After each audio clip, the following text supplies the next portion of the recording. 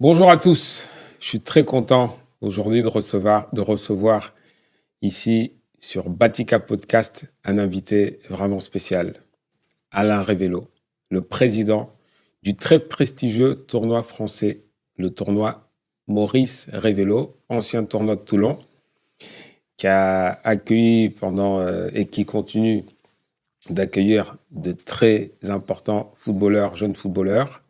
Et je vais le laisser se présenter. Alain. Oui, Bonjour. Joachim, bonjour. Comment vas-tu? Très bien. Écoute, Un peu fatigué en plein tournoi, mais très bien. c'est vrai, tu travailles beaucoup. Je suis vraiment content de te recevoir ici sur Batika Podcast. Merci à toi de m'accueillir. Écoute, je dirais que tu es à la tête, tu es le président d'un tournoi qui fait la fierté de notre pays sur toute la planète. Alain Révélo, comment te présentes-tu pour quelqu'un qui t'entendrait pour la première fois? Qui est Alain? Alain, avant tout, c'est le fils de Maurice, comme Ouais. Philippe, mon frère, qui est toujours à mes côtés et avec qui, malheureusement, en 2016, au décès de notre père, il a fallu poursuivre l'aventure qu'il a créée en 1967, puis repris en 1974. Ouais. Et donc, voilà, et la tâche était immense. Tant bien que faire se peut, on y arrive petit à petit chaque année, même si les obstacles sont toujours présents. Mhm. Mais voilà, notre objectif, c'est de continuer ce qu'il a mis en place après 51 ans, puisque cette année, en 2025, on organise le 51e tournoi Maurice Révélo, 51e Festival International Espoir. Et donc voilà, c'est moi ma carrière. Je suis né bien évidemment dans le tournoi puisque je suis né en 67, en 57 pardon, et en 67 lors du premier tournoi j'avais 10 ans. Voilà, j'ai grandi avec. Je suis passé par toutes les étapes du tournoi et malgré tout, j'ai quand même fait une carrière professionnelle en 3 bandes comme on dit. Et puis voilà, depuis 2016, donc depuis février 2016, je me retrouve à la tête de cette structure qui est composé d'amis, d'abord, de passionnés de football, de salariés, de 2 salariés qui sont passionnés de football, parce qu'ils mangent football, ils dorment football, et voilà, donc Amaïs et Mathieu. Et c'est surtout quelque chose qui repose sur l'amitié, sur la jeunesse, sur la confiance et sur le foot. Unique, le foot, le beau jeu. Voilà, peu importe les individualités, c'est le collectif. On a toujours été élevé au principe du collectif.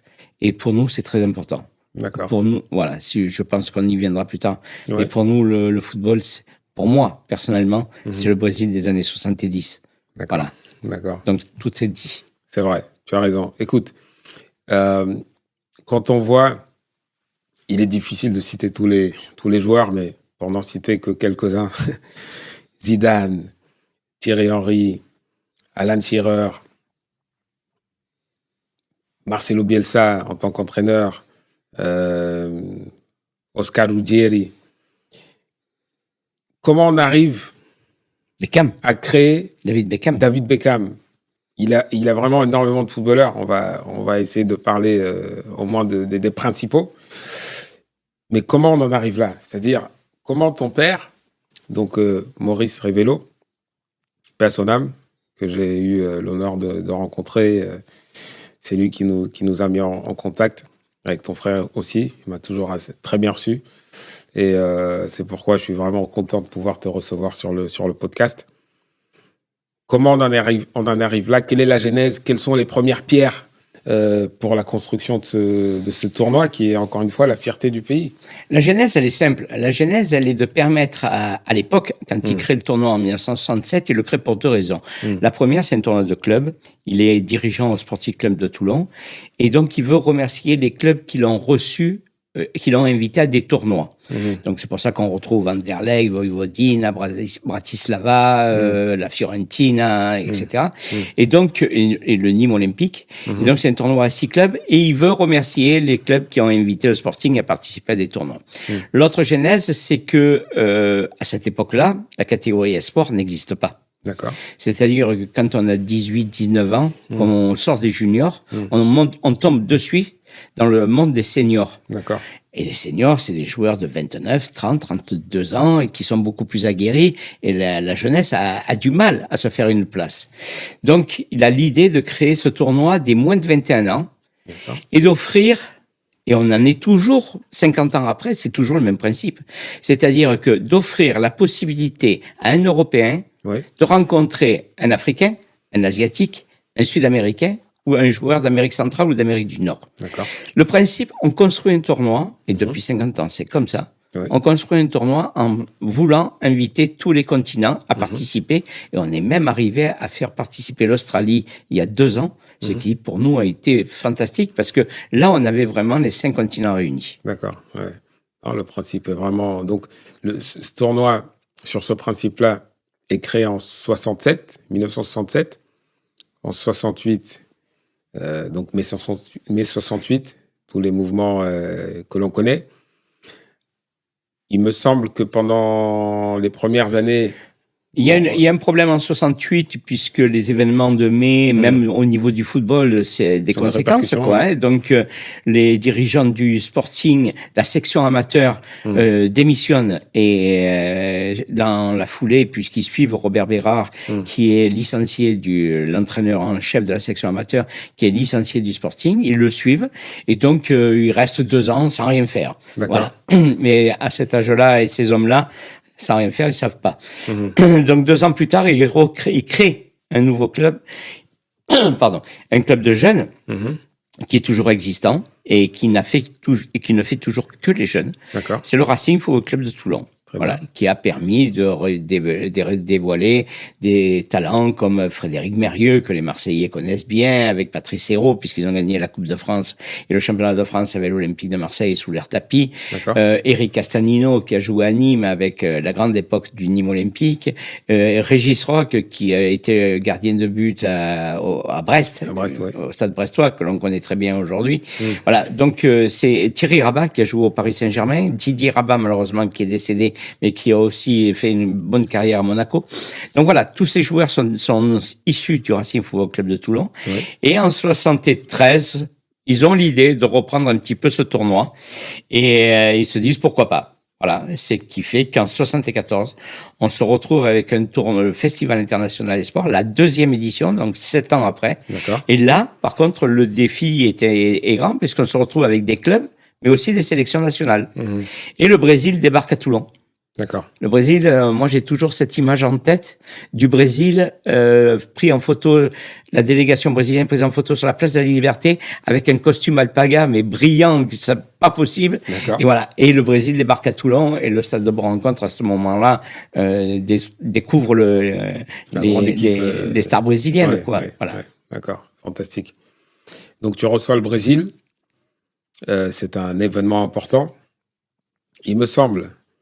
Enfin, c'est pas il me semble, je suis certain que Daniel Passarella et Jorge Valdano, donc Passarella, joueur, Jorge Valdano, joueur, qui ont ensuite été champions du monde. C'est la grande chance du tournoi. Ont participé au tournoi. C'est la grande chance du tournoi, et le tournoi, sa notoriété a démarré à ce moment-là, en 1975. 3 ans plus tard, l'Argentine organise la Coupe du Monde. Voilà. Louis César Menotti découvre qu'il y a ce tournoi où il peut venir tester des jeunes loin de l'Argentine, en Europe, donc à l'abri peut-être de tous les regards. Et il vient à Toulon avec une sélection qui comprend Daniel Passarella, Valdano, Tarantini, et donc et c'est le grand boom. Il gagne le tournoi contre la France. La finale au Stade Mayol, Argentine-France, j'ai une photo encore en tête avec Maxime Bossis, capitaine de l'équipe de France. Voilà. Et donc, l'Argentine gagne le tournoi, et 3 ans plus tard, ils deviennent champions du monde. Ces joueurs-là et cet entraîneur-là deviennent champions du monde. Et de ce moment-là, le tournoi a pris une notoriété. C'est devenu le laboratoire du football mondial. Et Passarella, qui était la star, on ne l'a pas oublié, mais ensuite il y a eu Diego Maradona, mais Passarella était la star de cette équipe en 78. Tu as des souvenirs comme ça de ce moment, l'Argentine, Passalé, là, on sentait que c'était, puis je sais pas quel âge avait-il Mais à ce moment-là. ils avaient 20 ans, Ils avaient 21 20 ans. ans. Voilà, ouais, 20 ans, 21 ans. Et tu sentais que cette Ah, il y avait équipe- déjà quelque chose, oui. Et puis il y avait la patte Louis César Menotti, surtout. Ouais, Au lieu, à la place du joueur, Passarella avait déjà une stature. ouais. Il était déjà le défenseur qui portait droit, à tête haute, à une allure altière qui imposait sur le terrain et qui dirigeait déjà ses partenaires. Mais il y avait surtout la patte Louis César Menotti, c'est-à-dire qu'il y avait un collectif et que c'était très important, quoi. Le collectif a toujours été très important. Et Louis César Menotti le dit après, quelques années plus tard, que sans ce collectif-là, il aurait peut-être jamais été champion du monde et il aurait peut-être jamais eu la carrière grâce à ses joueurs, mais c'est lui qui a imprimé cette patte-là. D'accord. Donc, quelque part, vous avez participé au parcours de l'Argentine c'est-à-dire, bon, voilà, c'est un tournoi, c'est une compétition. Oui, c'est la fierté un peu que nous avons. Ouais, c'est la fierté que nous avons, parce qu'après l'Argentine, on a même eu l'époque soviétique, on a eu l'époque bulgare. Il faut pas oublier quand même que, et ça fait mal aux supporters tricolores, mais les Kostadinov, quand il élimine la France avec la Bulgarie au Parc des Princes, et que la France ne fait pas le mondial américain, Kostadinov et Stoïkov et tous ces compères-là ont participé au tournoi. Tout à fait. Et ont gagné le tournoi. C'est vrai. Voilà. Et donc, on a participé à l'éclosion de ces générations. Après, il y a eu l'Angleterre, avec Beckham, avec Lampard, avec Gallagher, avec ça. Donc, toutes ces générations, pourquoi? Et ça, c'est important. C'est que les fédérations avaient compris qu'il fallait travailler sur ces générations-là. Qu'on ne faisait pas des one-shots. J'ai l'impression que maintenant, les fédérations ont plus tendance à faire un one-shot et à cibler quelques individualités. Je ne sais pas si c'est la bonne voie pour donner au football. Et en même temps, à l'époque, les clubs n'avaient peut-être pas aussi de pouvoir sur les joueurs que ce qu'ils ont actuellement. Et ça, c'est très important. C'est-à-dire que quand les sélectionneurs, la fédération anglaise avait décidé de miser sur une génération, le travail portait ses fruits. Sur cette génération, oui. Voilà. C'est vrai. Ça a changé. Effectivement, ça a changé. Si tu me permets de revenir, on va ensuite aller à cette époque difficile pour notre football, avec l'élimination des Bleus au Parc des Princes contre les Bulgares. Dans les années 70, il me semble que 70 au début 80, je pense que c'est plutôt 70, Hugo Sanchez a participé au tournoi 2 fois. Tout à fait. Donc, ensuite, il a été la star du Real Madrid. Tu te souviens de cette époque où je pense que ce sont les premières participations du Mexique au tournoi? Oui, c'est bien ça. Avec Hugo Sanchez. C'est la belle histoire du tournoi aussi. Pourquoi? Parce qu'à cette époque-là, il y a 3 tournois importants dans le sud de la France. Il y a le tournoi de Monaco. D'accord. Pour des juniors. Il y a le tournoi de Cannes, junior, et le tournoi de Toulon pour les espoirs. Voilà. Et donc, il y avait vraiment une relation très étroite entre les 3 tournois. Voilà.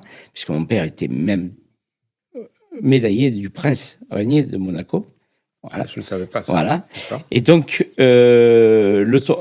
mes parents avaient créé des amitiés portugaises, mexicaines à Cannes. À Cannes. Et à ce moment-là, il rencontre un certain monsieur Goldsmith. D'accord. Voilà. Qui lui dit, en 70, pardon, on organise les Jeux Olympiques de Mexico. D'accord. Voilà. Et donc, il décide de venir préparer l'équipe olympique à ses frais. À ses frais. À ses frais. Il décide de venir préparer l'équipe olympique pour les Jeux Olympiques de Mexico et il vient au tournoi, justement. Et c'est comme ça que le Mexique participe pour la première fois. C'est ça, ouais, tout à fait. Ouais.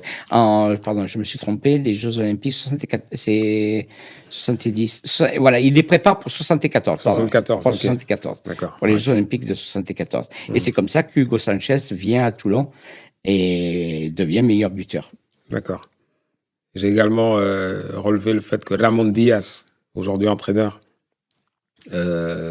argentin, a participé au tournoi.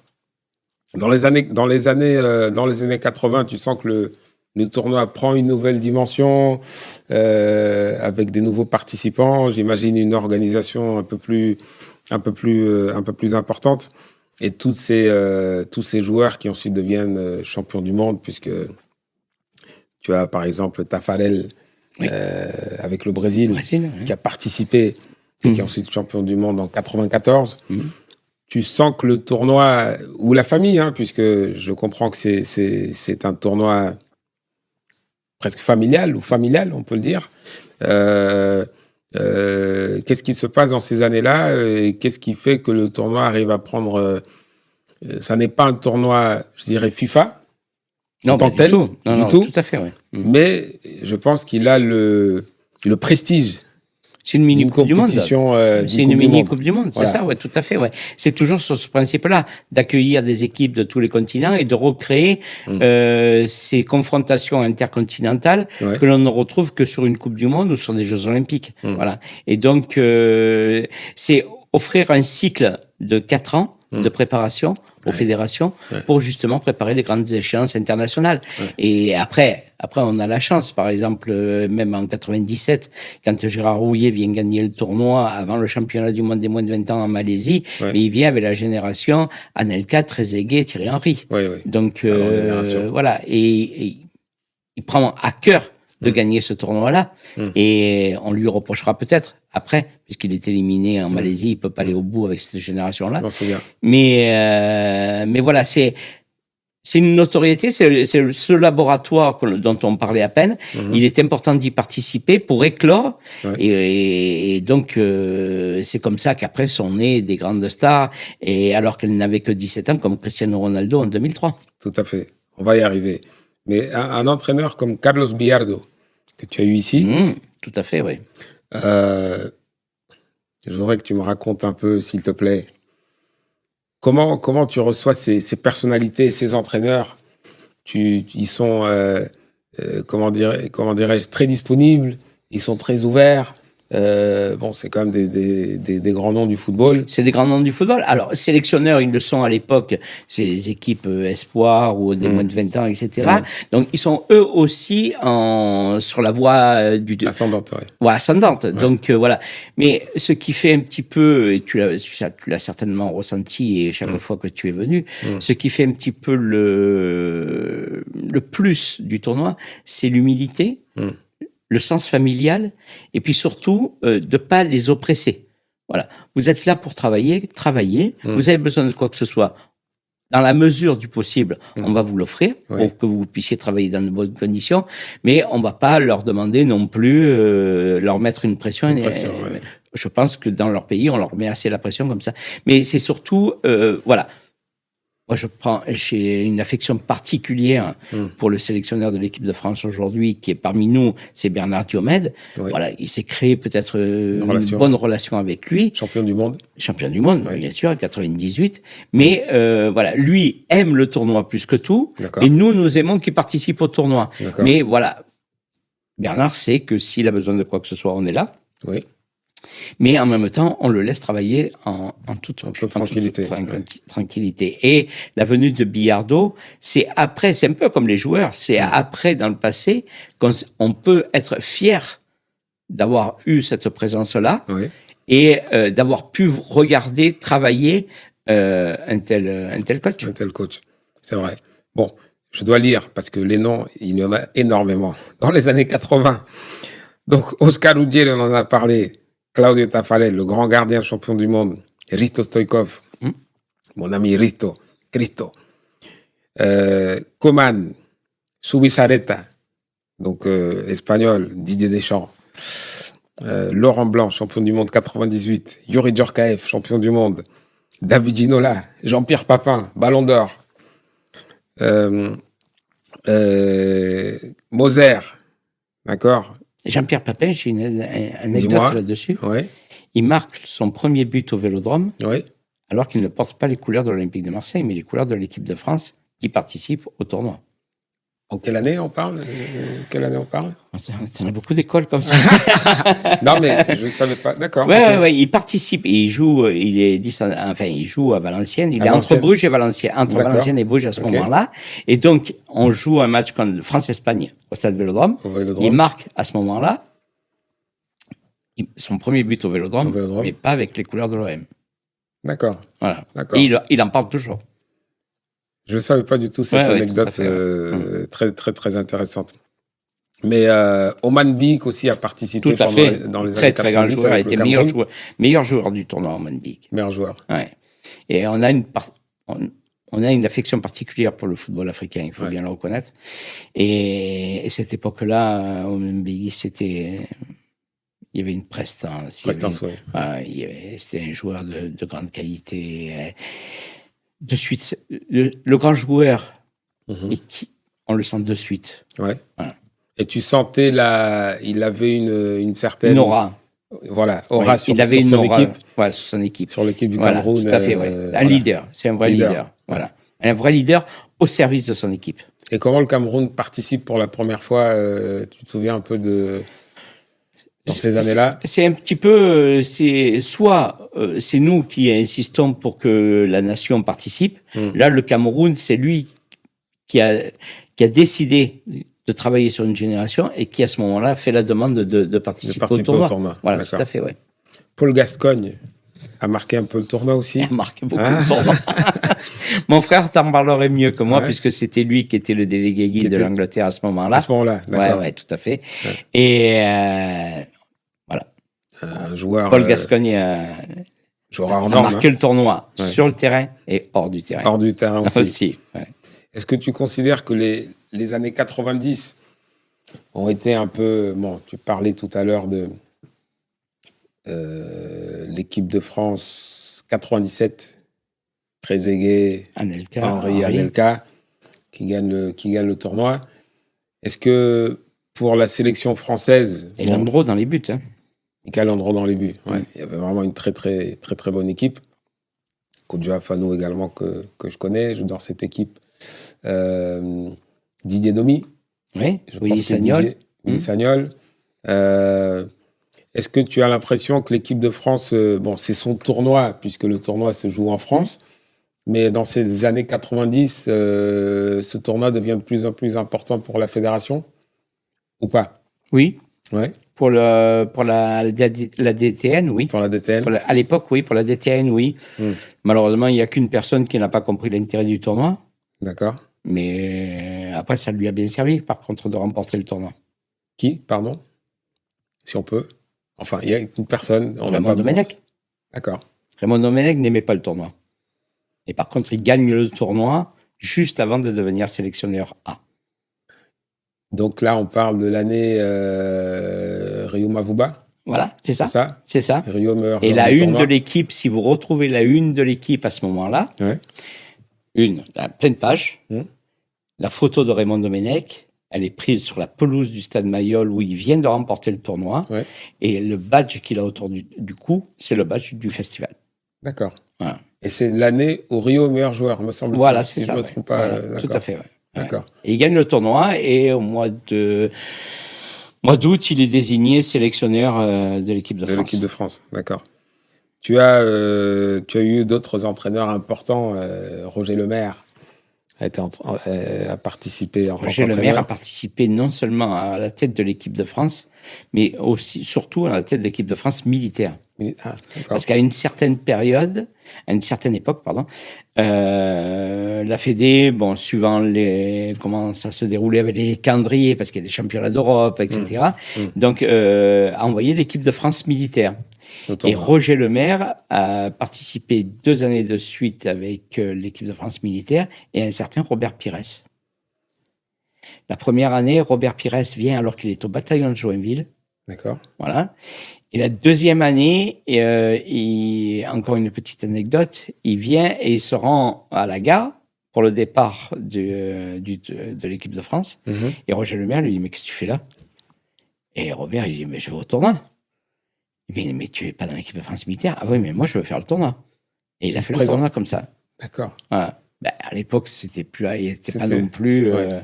les convocations comme on connaît aujourd'hui, Comme aujourd'hui. quoi, avec les listes, les prélistes, etc. On parle de 95 peut-être, dans ces années-là. Ouais, là, tu me noies, Ouais. hein, tu sais, Mais bon, à c'est mon dans les grand années. âge maintenant, Dans, les dans- dates, dans les années ouais. 90, ouais. Ouais, C'est ouais, intéressant. C'est ouais. intéressant. Mm. Oui. Et Eckermann a participé, Ouais, donc au tournoi. Ouais. entraîneur important. Euh, Comment tu arrives à... J'ai l'impression que tout est naturel pour toi, puisque le tournoi existe depuis 67 et puis tu en occupes pardon, si bien avec ton équipe.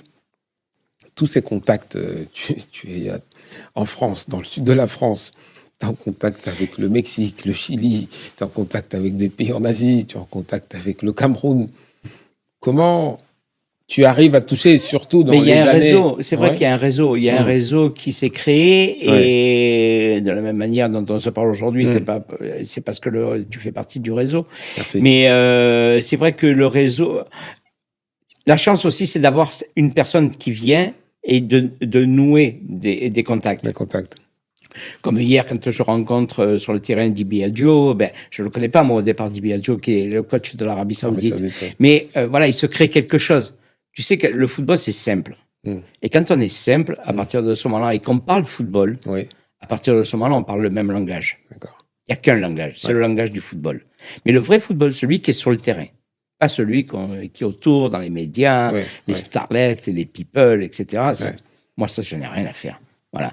Et c'est le réseau, c'est-à-dire que à partir de ce moment-là, on crée une toile d'araignée avec des amis, comme il y avait à l'époque, que ce soit David Sequeira, qui était secrétaire général du Comité olympique au Portugal, et qui a fait venir le Portugal de nombreuses années, et les entraîneurs qui se sont succédés, ben, on a noué des liens, et après ces entraîneurs sont partis ailleurs, donc à partir de ce moment-là, il y a toujours, alors à l'époque c'était un téléphone, un fax, un téléx, etc. Oui. Maintenant, c'est un mail. Donc, ça va plus vite. Voilà. WhatsApp. Ça va plus vite. Tu envoies, on te répond ou on te répond pas. Ça va vite. Mais écoute, c'est très intéressant parce que tu nous parles de Di Biagio. On a un très bon souvenir en France de la frappe sur la barre en 98. Je crois que depuis une semaine qu'il est là, on lui a répété plusieurs fois. On lui a répété pas mal. Mais comment tu sens son retour en France? Il est avec une sélection. Bon, il n'est pas l'entraîneur de l'Italie, mais de l'Arabie Saoudite. Il se sent bien, j'imagine, avec vous? Il se sent très bien. Moi, tu sais, quand il vient me voir et qu'il me regarde droit dans les yeux et qu'il me dit merci pour cette organisation, c'est un très bon tournoi. D'accord. Ça, c'est vraiment... c'est la panacée. Oui. Tu peux pas faire mieux. Tout à fait. Voilà. C'est pas le premier venu qui te le dit. Non, c'est un grand joueur. Voilà, c'est ça. Joueur. Quand Bernard Diomet te dit, moi, le tournoi, ça fait 3 ans que j'y viens et je suis toujours aussi heureux d'y participer. La dernière fois qu'il participe, il fait un match nul à Aubagne pour son premier match. D'accord. Il rentre au vestiaire et il dit à ses joueurs, vous n'avez pas compris. Vous n'avez pas compris ce que c'est. Vous savez pas ce que vous êtes là. Où vous êtes en ce moment. Là, vous êtes sur un tournoi qui va vous permettre d'atteindre les sommets, de décrocher un contrat dans un club ailleurs. Parce qu'il y a 450 superviseurs, il y a 450 scouts dans les tribunes. Donc, si vous voulez éclater, c'est là que ça se passe. La prise de conscience, elle est là. Et Bernard Diomet qui tient ce discours parce que lui, il dit, moi, le tournoi, il m'a permis de m'émanciper. D'accord. Très intéressant. 10 jours après, il gagne le tournoi. Et 10 jours après, les contrats affluent pour des joueurs. Pour les joueurs, ouais. D'ailleurs, comment tu gères tous ces demandes d'accréditation pour le tournoi au fil des années? Parce que j'imagine que tu as beaucoup de demandes. Il y a beaucoup de demandes, mais cette année, on a pris une décision qui est importante à mes yeux. D'accord. C'est on n'alloue plus d'accréditation. Pour la bonne et simple raison que je pars du principe que certains clubs ne jouent pas le jeu. C'est-à-dire que certains clubs prennent plaisir à venir dans les tribunes, à repérer des joueurs, à faire leur marché. Voilà. En fait, ce sont les marchands du temple. Et en contrepartie, quand il faut libérer un joueur pour participer au tournoi, il ne le libère pas. Donc cette année, on a pris le parti de les faire payer. C'est beaucoup plus simple. Voilà. Les superviseurs et les scouts payent. Et comme on ne peut pas faire la différence entre les superviseurs et les scouts, c'est le public qui paye aussi. Le public paye aussi. Le public paye aussi, voilà. Oui, parce que je comprends. Parce que comment je vais discerner à l'entrée un scout du je comprends bien. du Quidam. Donc voilà la raison pour laquelle le tournoi est payant cette année. Et en plus, il faut bien le reconnaître, c'est de plus en plus difficile d'avoir des aides, donc de trouver des partenaires. Donc ça nous fait du bien aussi d'avoir cette manne financière-là. C'est intéressant. Et je pense que tu fonctionnes comme un tournoi FIFA. En tout cas, tu as le prestige, et j'insiste, je répète, on a ce privilège, cet honneur d'avoir un tournoi en France de qualité. Et tu fais partie du patrimoine, je pense, du sport français, puisqu'à l'étranger, je voyage beaucoup. On parle énormément du tournoi de Toulon. En Amérique latine, il l'appelle encore Esperanzas de Toulon. Donc le tournoi Maurice Révélo. C'est une fierté aussi. C'est une des genèses du tournoi dont on n'a pas parlé à peine. C'est aussi de permettre d'accueillir des grandes nations comme le Brésil, l'Argentine, l'équipe de France, bien évidemment, l'Angleterre. Mais c'est aussi de permettre à des nations, et tu es bien placé pour le savoir, comme Cuba, Haïti, etc., Panama, c'est vrai, de participer à ce tournoi-là, parce qu'on leur offre la possibilité de rencontrer des joueurs et des équipes qui ne rencontreraient jamais sinon. Tout à fait. Donc, nous, notre principe, c'est justement, et c'est pour ça qu'on aimait bien le faire on aime bien le faire à 12 sélections, parce que ça nous permet d'avoir dans chaque groupe, 3 groupes de 4, et dans chaque groupe, ça nous permet d'avoir la nation en devenir. Voilà, c'est comme ça qu'on a pu accueillir Cuba, c'est comme ça qu'on a pu accueillir le Panama, etc. Et Haïti chez les filles, puisqu'on a créé le tournoi féminin depuis 2018. Et de la même manière, tu parlais de FIFA, on n'est pas un tournoi FIFA, mais une de nos plus grandes fiertés, ça a été d'accueillir un séminaire d'arbitres FIFA pendant 2 ans. D'accord. Voilà, l'année dernière, en 2024 et en 2022. Grâce à Kai Seitz et Edgar Streslov, que je remercie d'ailleurs, qui ont eu l'idée d'utiliser le tournoi masculin pour permettre aux jeunes filles qui arbitraient de progresser. Et donc, pendant 2 ans, on a eu, durant 3 semaines chaque fois, un séminaire FIFA d'arbitres féminins. Et donc, c'était des arbitres féminines qui arbitraient le tournoi masculin. Et même si la FIFA n'a pas pu participer cette année, j'ai tenu à ce que nous ayons des trios féminins, comme le trio autrichien, le trio français et le trio albanais, qui arbitrent ces rencontres masculines. Et force est de constater que le respect des coachs, le respect des joueurs est bien meilleur que quand c'est un trio masculin. Bien meilleur. Et force est de constater aussi que certaines arbitres féminines sont bien meilleurs que certains arbitres masculins. D'accord, tu l'as constaté ça. Oui, et encore cette année. Très intéressant.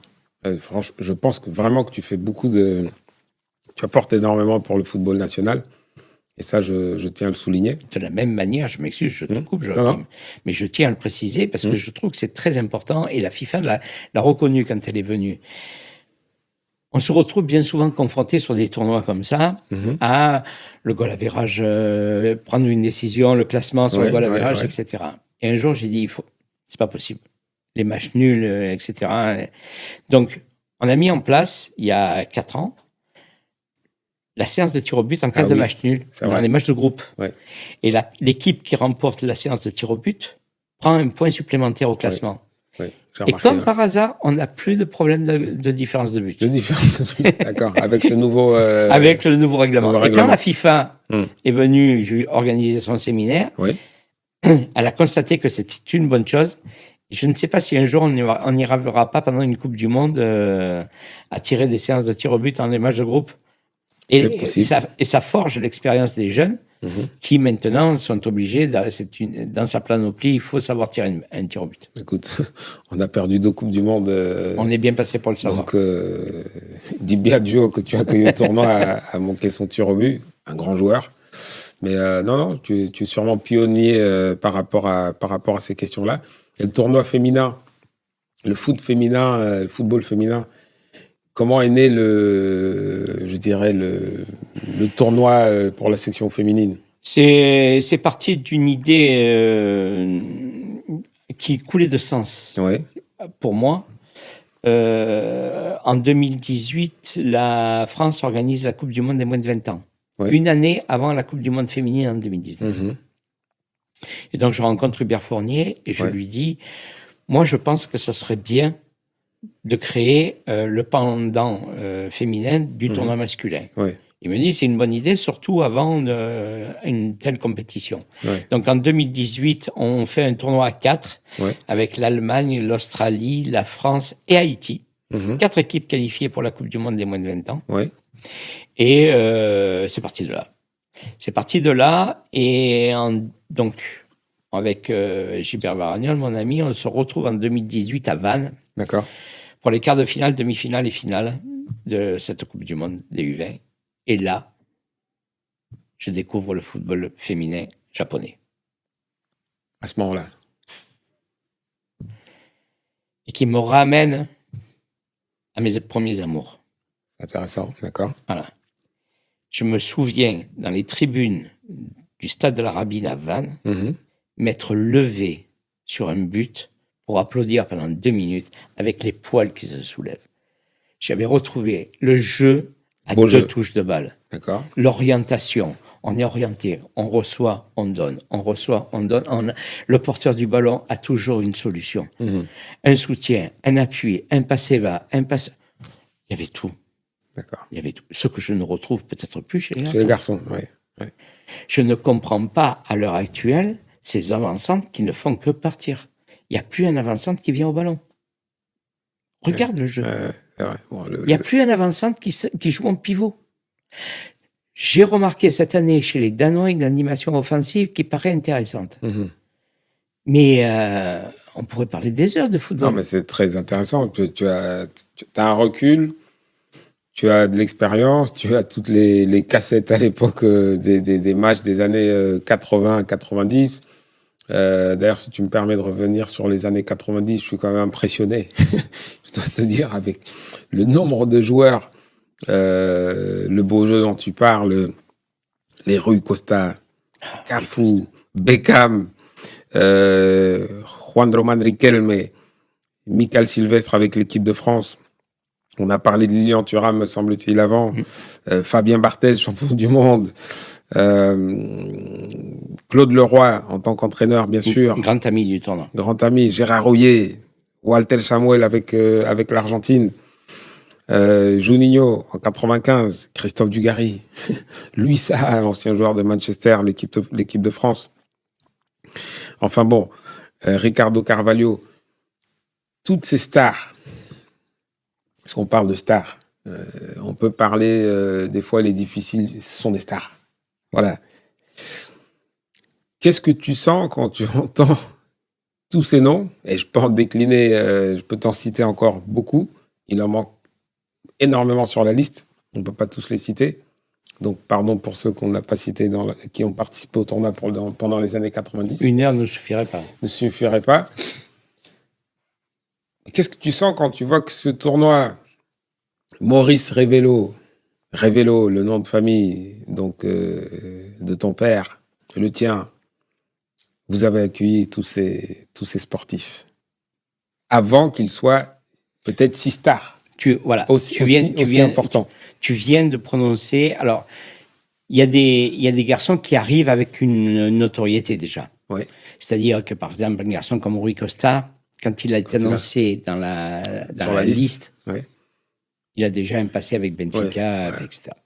Donc, il a des sélections en junior, en 18 ans. Donc, tu t'attends à ce qui est là. Toujours aujourd'hui, pareil, on reçoit sur la liste et on sait que certains noms, Après, il y en a qui peuvent passer à côté, complètement. Tout à fait. Voilà. Et après, il y a aussi ces joueurs-là qui font un très bon tournoi et qui vont devenir après qui explosent ces stars-là. Grâce au tournoi. Voilà, tout à fait. Donc, Rui Costa, si tu revois les images de l'époque, il étale de sa classe, quoi. Une classe internationale. Puis quel joueur. Quel joueur. Et quel respect. Tu vois. Donc, c'est Monsieur Rui Costa. Pour moi, c'est Monsieur Rui Costa. Voilà. Après, tu as 2 types de joueurs. Tu as celui-ci, puis tu as celui qui qui va sortir son épingle du jeu pendant le tournoi et qui va ensuite, petit à petit, faire son petit chemin et qui va devenir international A, etc. et briller en club. Voilà. C'est... il y a deux profils. Il y a deux profils.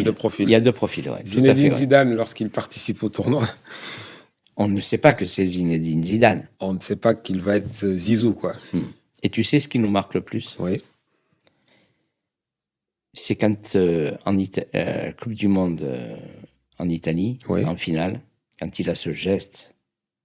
La finale contre l'Italie, Contre l'Italie, quand il a ce geste. Et là, tu te souviens qu'il s'était passé la même chose à Antibes. Ah, il s'était passé la même chose à Antibes? Il avait été expulsé pour un mauvais geste. Pas un coup de tête, mais il était passé la même chose. Ici, sur le tournoi? Sur le tournoi. D'accord. Et là, tu te dis, tiens. Qu'est-ce qui s'était passé, pardon? Bon, un tacle un peu dangereux, il s'est relevé, et puis il avait été expulsé, il n'avait pas pu jouer du tournoi. C'est-à-dire, il avait mis un coup à... Voilà, bon... Il y a eu une réponse de sa part. Une riposte, voilà, comme tout joueur sur le terrain. Oui. Mais là, c'est vrai que ça te marque, et puis quelques années plus tard, tu te dis, ah ben tiens... Mais c'est pas l'image qu'on garde de Zinedine Zidane.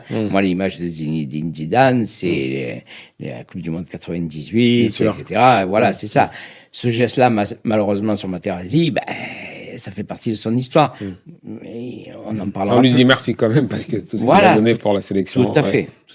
Mais tu te dis, tiens, il s'était passé, déjà à l'époque, il s'était passé ça. Lors du tournoi. Il avait pris un carton rouge.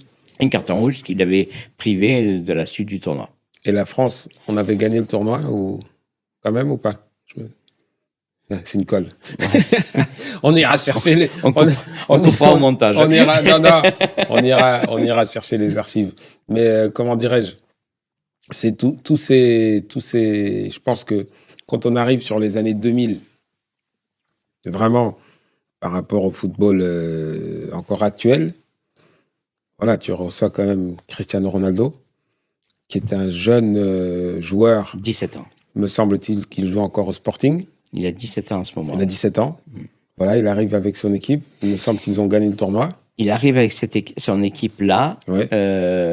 Et il y a un match qui fera date au Stade Mayol à Toulon. C'est Argentine-Portugal. Cristiano Ronaldo d'un côté. Javier Mascherano de l'autre. D'accord. Donc, quand tu retrouves les photos et que tu as Cristiano Ronaldo au premier plan et Mascherano en fond, de côté, d'accord. Que c'était là. Et là, Portugal gagne 3-0 ce match-là. 3-0. Ouais, 3-0 ce match-là. Et mon frère te le raconterait mieux que moi, puisque c'est lui qui l'a vécu. Il est dans les tribunes avec le superviseur de Manchester United. Ah, c'est intéressant. Voilà. Et donc, ce monsieur, à la mi-temps, téléphone à Sir Alex Ferguson et lui dit, si vous avez l'occasion de regarder la deuxième mi-temps du match Argentine-Portugal où je suis en ce moment, branchez-vous, je vous confirme que Cristiano Ronaldo est un grand joueur. 3 semaines après le tournoi, après avoir gagné le tournoi, Cristiano Ronaldo signe à Manchester United. Ah, c'est très intéressant ça. Voilà. Donc, Manchester United n'a pas découvert Cristiano Ronaldo au tournoi. D'accord. Il le connaissait. Mais la confirmation, c'est à ce moment-là que ça se passe. Mon frère l'a vécu en direct. Donc c'est intéressant. Donc ton frère avec le il est à côté du recruteur de Manchester United qui, à la mi-temps, prend son téléphone et téléphone à Sir Alex Ferguson. À ce moment-là, l'accréditation n'était pas payante. Mais c'était un vrai scout. C'était un vrai scout, d'accord. C'est intéressant. Et là, on est en 2000... Quelle année 2003. 2003. Oui, 2003. Oui, c'est l'année où Portugal remporte le tournoi. C'est une belle année. C'est une très belle année, oui, tout à fait. Mais la plupart Il y a Raúl Meireles avec lui. Hein. Aussi. Oui, dans cette équipe-là. Donc, et il y a Raúl Meireles qui fait un tournoi fantastique. Et l'Argentine avait quand même son équipe. L'Argentine avait Javier Mascherano, avait une très bonne équipe. Très bonne équipe. La plupart des recruteurs que tu reçois sont de quelle nationalité, représentent des clubs de quel pays? Alors, jusqu'à une certaine époque, c'était des clubs européens, essentiellement, italiens, allemands, anglais, hollandais, voilà, essentiellement. Et au fil des ans, on a vu des recruteurs venir pour des clubs américains, de la MLS. Ils Voilà, viennent au tournoi. qui venaient au tournoi. D'accord. On a eu même une année, on a eu un recruteur pour un club d'Azerbaïdjan. D'accord. Donc, voilà. Inédit, peut-être. Comment? Un peu inédit. Ouais, c'est inédit, ouais, ouais. tout à fait, ouais, voilà. Ouais. Mais après, c'est, voilà, des Italiens qui travaillent pour ces clubs-là, des Ouais. Espagnols, des Français, beaucoup de Français, Beaucoup de Français. voilà, et puis les Français parmi lesquels qui sont les plus fidèles du tournoi, je ne citerai qu'un, c'est Jean-Philippe Durand, et qui est toujours là, qui était là dans les tribunes hier, on discutait ensemble. Pour observer. Voilà, Florian Maurice est venu pendant de très nombreuses années comme recruteur de l'Olympique Lyonnais, Ouais. avant de partir à Rennes. Voilà, mais c'est des passionnés du tournoi, ouais, tout à fait. Et puis maintenant, les matchs sont, il me Sont semble, télévisés. sont télévisés. Tu étais avec Eurosport à un moment donné? Non, ouais, alors Non là, depuis 13, pardon. Ouais. Eurosport a eu le contrat jusqu'en 2012. Depuis D'accord. 2013, on a vendu les droits à une société anglaise qui s'appelle Pitch International. Mhm. On a renouvelé l'année dernière en 2024. Oui. Voilà. Et jusqu'en 2028. Jusqu'en 2028. Jusqu'en ouais. 2028. Ouais. Donc les matchs sont toujours. Alors les matchs sur le sol français depuis 2024, on a récupéré les droits pour la diffusion sur le sol français. Et c'est un peu le regret que l'on pourrait avoir. C'est-à-dire que tu parles de notoriété internationale, tu parles de reconnaissance dans le monde entier, etc.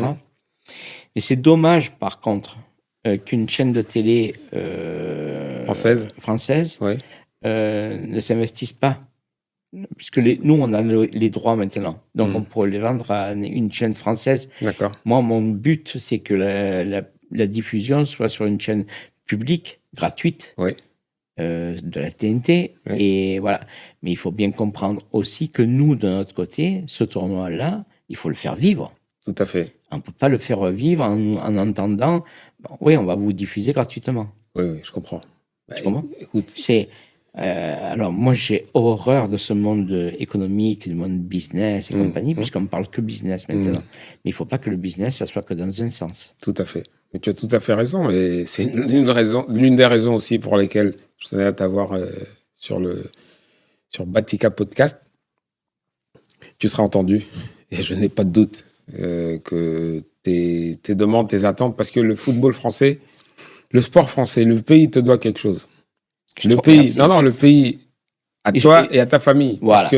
Parce que, tu sais, et je te remercie, ainsi que toute ta famille, de m'avoir fait confiance pour, je dirais, la première invitation du Costa Rica. Voilà, on avait travaillé cette question ensemble, de Cuba et du Guatemala. Et je te confirme cette notoriété qui est pas petite de l'autre côté de l'Atlantique et partout dans le monde. En Europe, ailleurs, c'est un tournoi de prestige que tout le monde regarde. En tout cas, les personnes qui travaillent dans notre milieu du football. Et voilà, je pense que cette question-là que tu soulèves est importante. Et je pense qu'elle sera entendue. Tu sais, à titre d'exemple, je me suis t'interrompre, mais j'ai une anecdote, par exemple, sur l'Indonésie. Oui. L'Indonésie, une année, participe au tournoi. Oui. Toujours dans l'esprit de découvrir ces footballs qui sont différents, mais aussi attachants et attrayants. D'accord. Et une année, Mathieu et Amaïs travaillent sur la communication du tournoi et lancent sur les réseaux sociaux le tournoi Maurice Révélo aura lieu de telle date à telle date. À telle date, oui. Pas de problème. Et là, ils reviennent vers moi et ils me disent il y a 1 million de commentaires sur l'Indonésie. D'accord. Les Indonésiens qui demandent si l'Indonésie participera ou pas au tournoi. D'accord. Je dis, attendez, on va leur répondre. Oui. On va leur répondre. Vous allez leur dire, en commentaire, que nous avons envoyé une invitation à la fédération indonésienne. Officielle, oui. Officielle, oui. Mais que malheureusement, on n'a pas de réponse. Ça peut être de retour. On n'a pas de retour. Ça a fait Il y a eu un tremblement de terre en Indonésie. En Indonésie, avec qui n'a pas fait de victimes, hein, heureusement. Hein. Grâce à Dieu. Ouais. Voilà. 2 jours après, le secrétaire général de la fédération indonésienne m'appelle. Il me dit, vous nous avez envoyé une lettre d'invitation? Et j'ai fait oui. Je vous la revois par mail de suite. L'Indonésie a participé au tournoi. C'est comme ça que ça s'est fait. C'est comme ça que ça s'est fait. Donc, le mail était... Le mail, Bon. tu sais, les fédérations maintenant, c'est les administrations, donc il suffit qu'elles ne soient pas la bonne personne. Il n'était pas arrivé au bon endroit. Voilà, il n'était pas arrivé au bon endroit au bon moment. Voilà. Mais l'intérêt des Indonésiens pour ce tournoi a fait que ça a soulevé une polémique. Et ça fait la une des journaux. Et l'Indonésie, cette année-là, a participé, et a reparticipé encore une année après, l'année dernière. Au tournoi. C'est-à-dire, Voilà. Vous êtes invité. Et j'insiste sur le fait que tu es, de mon point de vue, le tournoi Maurice Révélo, l'ancien tournoi de Toulon, est une marque française très visible dans le milieu du sport. C'est-à-dire, c'est pour nous qui travaillons dans le milieu du football, moi qui suis agent FFF et FIFA depuis 2006, je peux témoigner du fait que on te connaît partout. Je ne connais pas tous les pays, j'en connais quelques-uns. Et donc, tu es une marque française et tu dois être reconnu à ce titre-là. Tu as cette reconnaissance. De la même manière au Japon. Ouais. Moi, j'ai eu la chance d'aller à Shizuoka, puisqu'on est, on peut dire, cousin avec la SBS Cup, qui est le tournoi pour le moins de 18 ans. Mais c'est vrai que quand on parle du tournoi de Maurice Révélo, ça parle. Ouais, les yeux, c'est clair. Les yeux, c'est clair, ouais.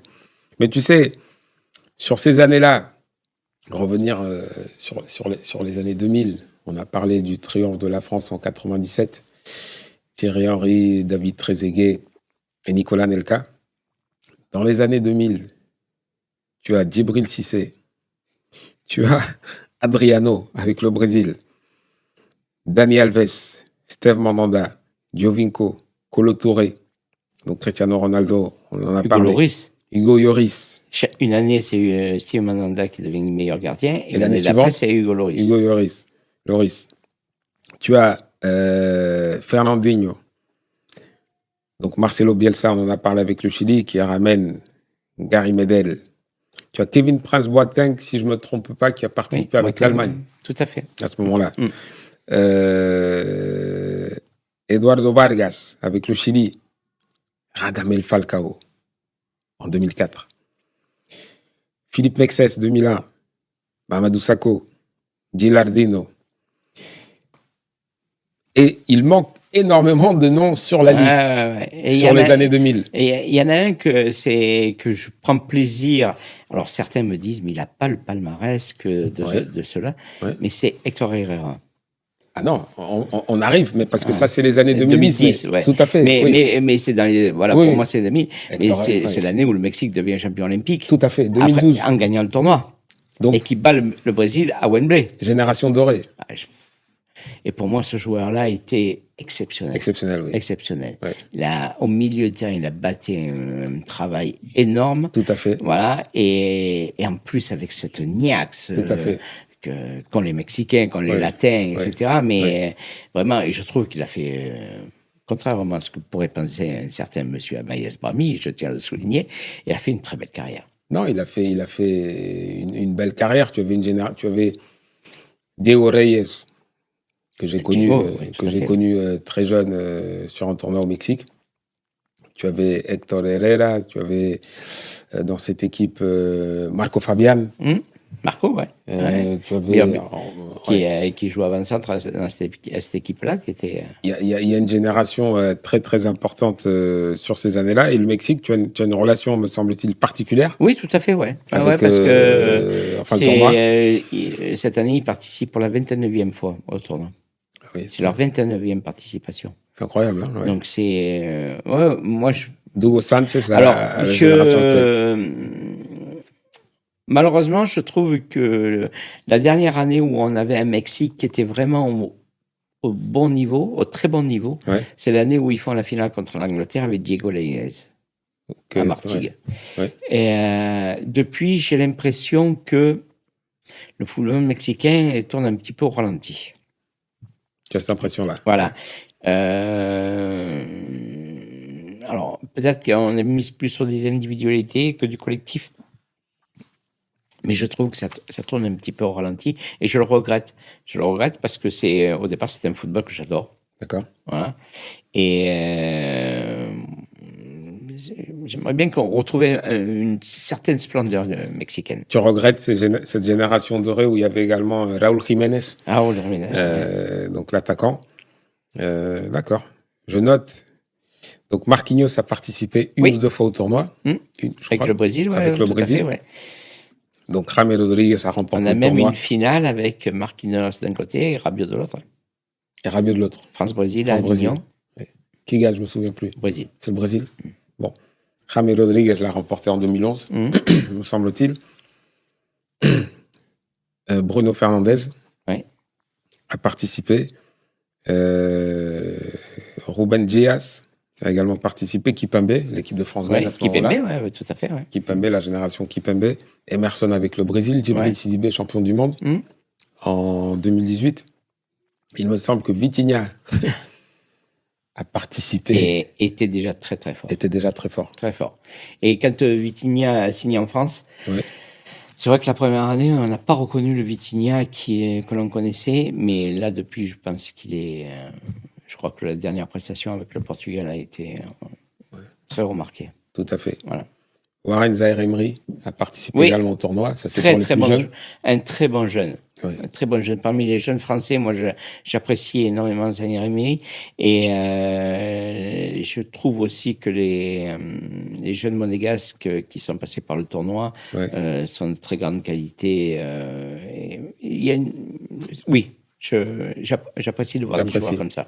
Mais je pense que... Des joueurs qui sentent le football, qui ont un coup de patte, qui ont une vision, c'est Ben Seguir, je cherche le terme, le nom de Ben Seguir, mais par exemple Ben Seguir ou Akliouche, voilà, c'est Akliouche, Ben Seguir, Zaïre-Emery, c'est des joueurs qui, d'après moi, dans quelques années, alors après il y a des hauts et des bas, une carrière de footballeur, tu sais comme moi, il suffit d'une blessure, il suffit, puis un jour on est moins bien dans un club, on rebondit ailleurs, mais je pense que c'est des joueurs qui nous ont marqués et qu'on reverra dans le futur. Bien sûr. Et quelle est la relation du tournoi, indépendamment du fait que l'équipe de France vient tous les ans, avec la fédération, avec la FFF? Une très bonne relation. Très bonne relation. Oui, tout à fait. Ouais. À travers le tournoi et le fait que la sélection... Oui, voilà. Et puis, bon, on a toujours des très bonnes relations avec les coachs, que ce soit masculin ou féminin. Voilà, donc, très bonne relation avec les chefs de délégation. Jean-Pierre Dubéda, qui est là avec l'équipe de France masculine. Alexandre... qui était là avec l'équipe de France féminine. Donc, voilà, quoi. C'est une bonne relation, oui, tout à fait. Et comment tu prends, pour finir, c'est peut-être un côté plus personnel, le fait d'hériter d'un nom que tu portes depuis ta naissance, mais d'hériter du tournoi, voilà, et de rendre hommage tous les jours à ton père avec ta famille. Comment... C'est peut-être ce qui est le plus lourd à porter, quoi. C'est lourd à porter. Ouais. Dans le bon sens, je dirais. Oui, voilà, c'est...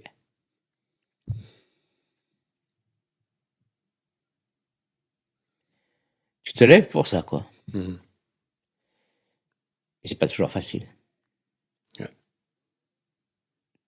En tout cas, ton père te regarde. Ton père, je suis vraiment très content, très heureux de l'avoir rencontré parce que c'est une personne très simple et ça m'avait touché puisque c'était il y a déjà pas mal d'années. Il m'avait toujours reçu avec une grande gentillesse. Et c'est pourquoi je tenais à t'inviter sur le premier podcast ici chez moi en France, puisqu'on a fait des épisodes en espagnol, en portugais, en anglais. Il y en aura en italien. Et c'est le premier en français. Et pour moi, c'est un honneur de te recevoir. Et je sens l'émotion qui est normale, qui est naturelle, que je comprends. Et je te félicite vraiment, toi et toute ta famille, Philippe. et tous tes enfants. Je connais Nicolas. Et je remercie la famille Révélo et toute l'équipe, l'ensemble du tournoi, pour l'accueil auquel j'ai droit, je C'est dirais, très chaque gentil, année. Joachim, mais tu sais que c'est une grande famille. Mhm. Et voilà. Et donc, il y aura toujours cette famille. Famille, Ouais, humilité, ouais, football, football, ouais. et collectif. Ouais.